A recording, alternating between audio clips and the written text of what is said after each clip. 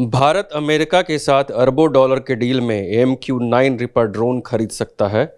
ये ड्रोन मानव रहित विमान की श्रेणी में आता है, जहां जो सटीक हमलों के लिए लेजर निर्देशित हेलफायर मिसाइलों का उपयोग करते हैं, जो अपने प्रतिद्वंदी शत्रुओं को परास्त करने में कोई कसर नहीं छोड़ते।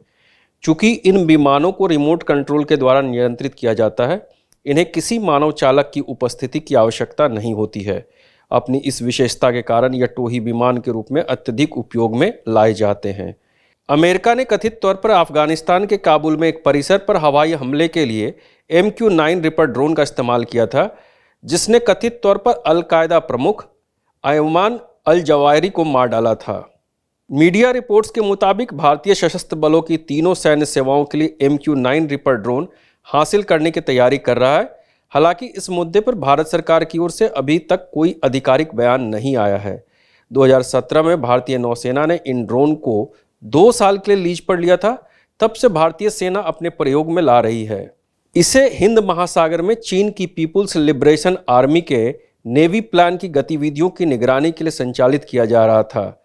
2020 में पूर्वी लद्दाख में चीन के साथ सैन्य गतिरोध के अपने चरम स्थिति के दौरान भारत ने company owned company operated lease समझौते के तहत अमेरिका की कंपनी जनरल एटॉमिक्स से 2 MQ-9 ड्रोन लीज पर लिए थे।